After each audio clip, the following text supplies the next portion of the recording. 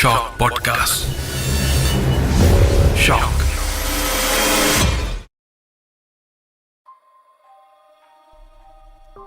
பேய் diary season 4. நான் லிங்கேஷ் சுப்ரமணியம். மீண்டும் இந்த எபிசோடில் நம்மளோட இணைந்திருப்பது திரு நரேஷ் பாலகிருஷ்ணன். அவருடைய அறிமுகம் உங்களுக்கு ஆரம்பத்திலே சொல்லியிருக்கேன். ஒரு கேரியரில் ஒரு professional chef, culinary lecturer, restaurant owner, இது மட்டும் இல்லாமல் இஸ் அ ஃபுட் கன்சல்டேஷன் செய்கிறவர், ராயல் ஃபேமிலிக்கு ஒரு ப்ரைவேட் ஷெஃப், இப்படி பலவிதமான ப்ரொஃபைல் வச்சுருக்கிற ஒருத்தர் இந்த பேரநார்மலில் ஈடுபாடு காட்டி, இது அவருக்கு சம்பாத்தியம் கிடையாது, வருமானம் கிடையாது, இதை பித்தலாட்டம்னு சொல்கிறவங்க இந்த பித்தலாட்டத்தை செஞ்சு சம்பாதிக்கின்ற சூழ்நிலை அவருக்கு இல்லை. இருந்தாலும் ஏதோ ஒரு காரணமாக போன எபிசோடில் சொல்லியிருந்தோம், அவருக்கு பை பர்த் இந்த கேர்ஸாகவும் இருக்கலாம், வரமாகவும் இருக்கலாம், இவருக்கு அது கிடச்சிருக்கு. அது இன்னும் கொஞ்சம் ஆர்வம் காட்டி வளர்த்துக்கிட்டு தேர்ச்சி பெற்று சில விஷயங்களை செய்து கொண்டிருக்கிறார். அது அனுபவத்தை தான் கடந்த எபிசோடில் தான் நம்ம கூட பகிர்ந்து கொண்டிருக்கின்றார். நேரம் கடத்தாமல் இந்த ஏவல் அப்படின்னு நம்ம கடந்த எபிசோடில் பேசப்பட்ட கலந்துரையாடிய ஒரு டாப்பிக்கை தான் நம்ம இந்த இதில் கண்டினியூ பண்ணுறோம். மீண்டும் உங்களுக்காக நரேஷ் பாலகிருஷ்ணன். வணக்கம். வணக்கம். போன எபிசோடில் நம்ம ஏவலை பற்றி பேசியிருந்தோம். ஆமாம், உங்களுடைய அனுபவங்கள் சொல்லியிருந்தீங்க, ஒரு கிஃப்டாக வந்ததெல்லாம் சொல்லியிருந்தோம். இந்த ஏவல் செய்யறதுக்கு பயன்படுத்துகிற பொருட்கள் என்னென்ன இருக்கலாம்? ஆக சொல்லுவான விஷயம் செய்வேனேன்னு சொல்லுவாங்க. அது ஆமாம், ஓகே. இதுதான் ரொம்ப பேர் கேட்குற கேள்வி, என்ன செஞ்சுட்டாங்களா? கொஞ்ச நேரத்துக்கு முன்னாடி நம்ம ப்ரொடியூசர் கூட ஏதாவது தப்பாக போணுச்சுன்னா எவனோ நமக்கு செய்வனை செஞ்சுட்டான் அப்படின்ற ஒரு தயக்கம் இருக்குனால, எது நடந்தாலும் காலை வேலைக்கு போகும்போது காடி ஸ்டார்ட் பண்ணியா எவனோ செஞ்சுட்டான், இது ஒரு கேள்வி ரொம்ப இருக்குது, எல்லாத்துக்கும் இருக்குது. ஓகே, செய்வேனா எப்படி செய்வாங்க, எதில் செய்வாங்க முக்கியமாக? அப்போ இதெல்லாம் நான் போய் நானே பார்த்து தெரிஞ்சுக்கிட்டு கற்றுக்கிட்டது. உண்மையாக பொய்யோ அது வேறு விஷயம், அவ்வளோதான். எனக்கு தெரிஞ்சது நான் சொல்கிறேன்.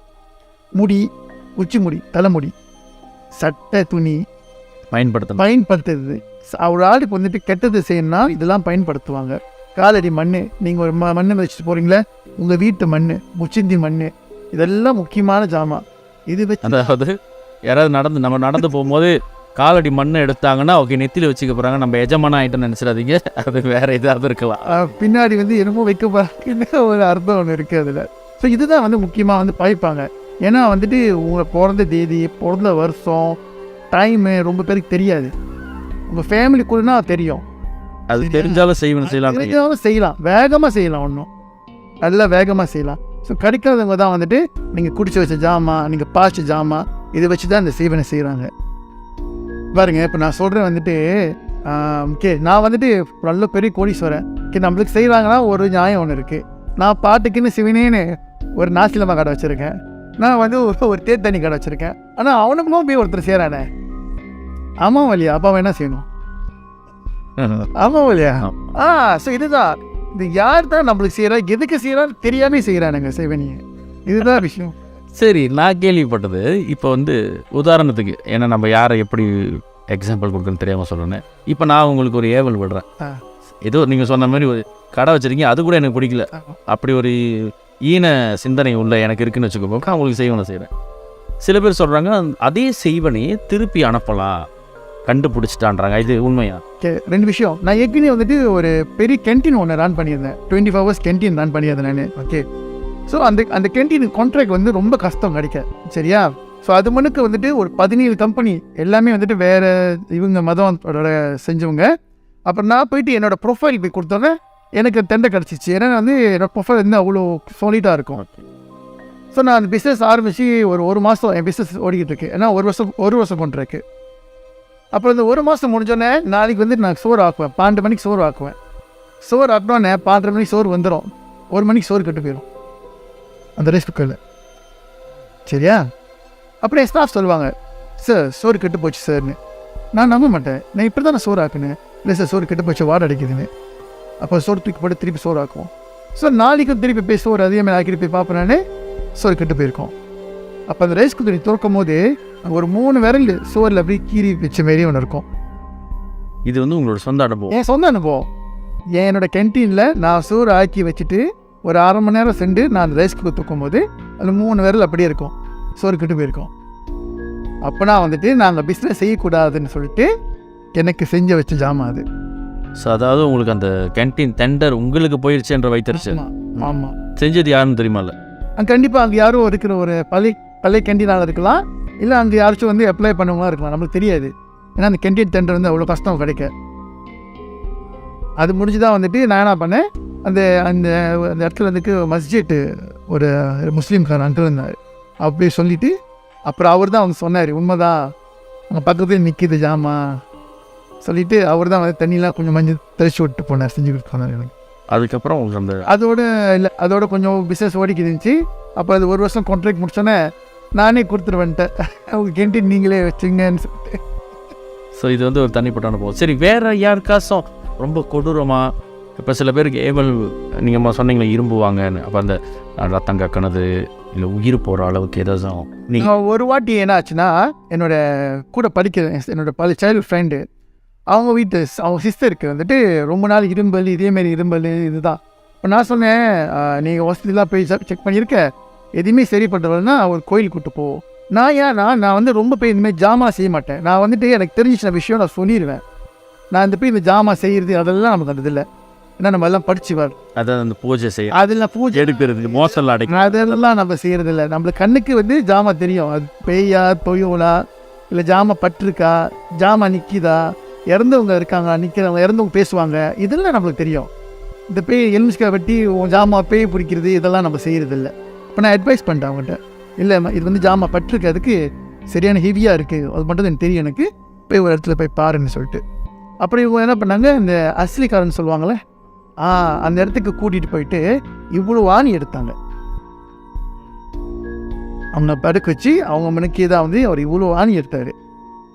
4 ஜாமா செஞ்சுது, அவங்க அப்பா பிஸ்னஸ் செஞ்சுது, இவங்க தங்கச்சிக்கு பயப்பட்டு ஆணி எடுத்தாங்கன்னா எங்கே எடுத்தேன், கை அந்த துணி வச்சு நெஞ்சிலிருந்து எடுத்தது அந்த ஆணியை, இவ்வளோ ஆணி எடுத்தாங்க. ஸோ இதெல்லாம் வந்து இப்போ நீங்கள் சொல்லும் பொழுது கற்பனைக்கு நல்லா இருக்குது. ஆமாம், கற்பனை பண்ணுறதுக்கு நல்லா இருக்குது, சொல்லும் போது இன்ட்ரெஸ்டிங்காக இருக்கும். ஓ ஆமாம் அவ்வளோ இருக்கா. நீங்கள் அசலிக்காரன்னு சொல்லும் போது நம்ம வழக்கமாக போகிற ஒரு இடம் கிடையாது. கம்பம் அசலின்றது நம்ம அடிக்கடி சும்மா போயிட்டு வர கிடையாது. ஆனால் அந்த இடத்துல போயிட்டு இவ்வளோ ஆணி எடுத்தாங்கன்றது வந்து சுவாரஸ்யமாகவும் இருக்குது, சஸ்பீஷியஸாக. ஓகே, இது எந்த அளவுக்கு நிஜம்? நானே பார்த்துருக்கேன். நான் கால் நம்ம கால் பெரிய வேலை காலத்துக்குள்ள அதுலேருந்து உருவி எடுத்து ஆணி விளக்குவாங்க. இதெல்லாம் நான் ரொம்ப கண்ணில் பார்த்துருக்கேன். அப்போ நீங்கள் என்ன செய்வீங்க? ஐ மீன் நீங்கள் நேவல் எடுக்கிறதுன்றது எப்படி எடுக்கும்? எனக்கு வந்து தெரிஞ்சிடும் அவங்க ஜாமா இருக்கா, நான் வந்துட்டு யார்கிட்ட போய் பார்க்கணும் அப்பெல்லாம் சொல்லி விட்டுருவேன்.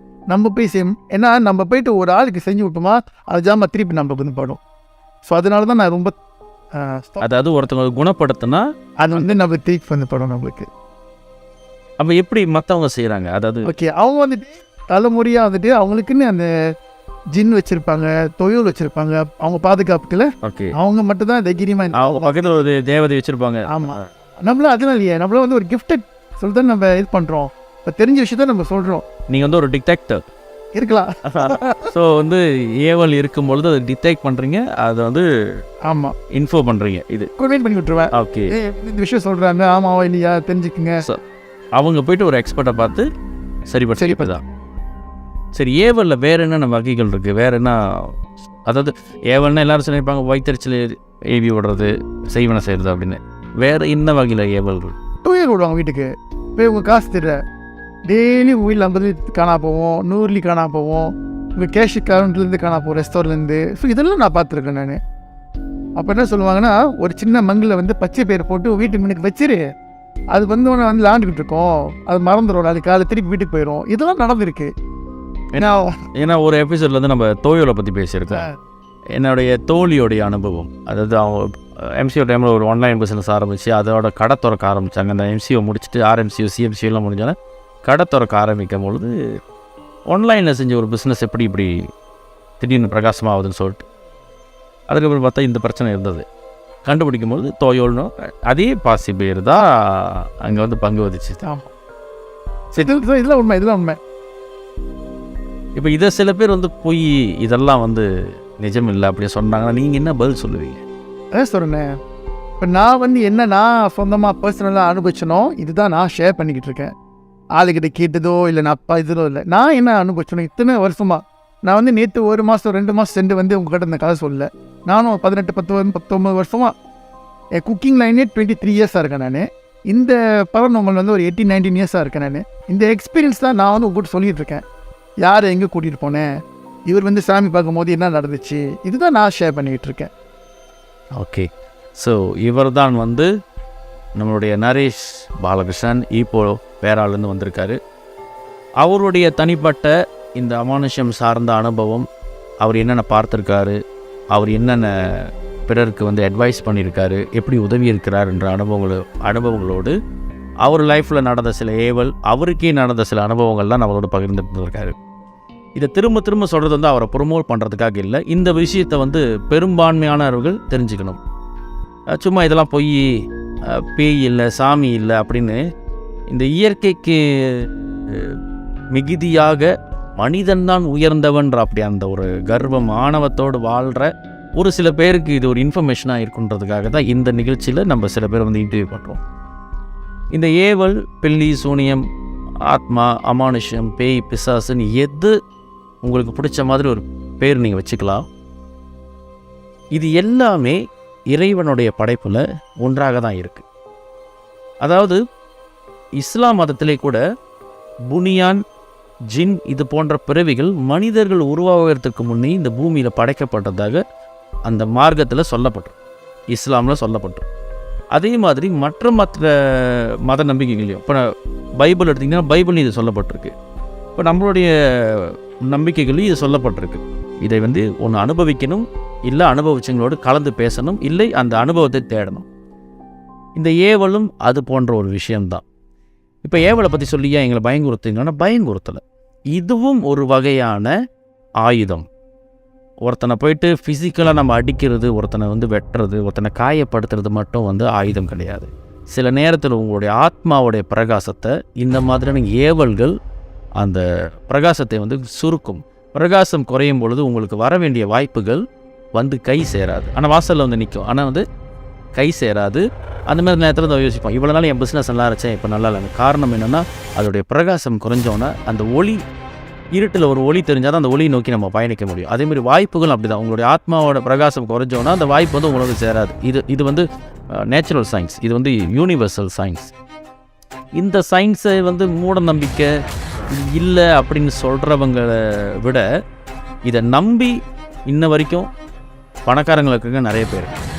காரணம் என்னென்னா ஒவ்வொரு விஷயமும் இந்த யூனிவர்சலுக்கு ஒரு கணக்கு இருக்குது.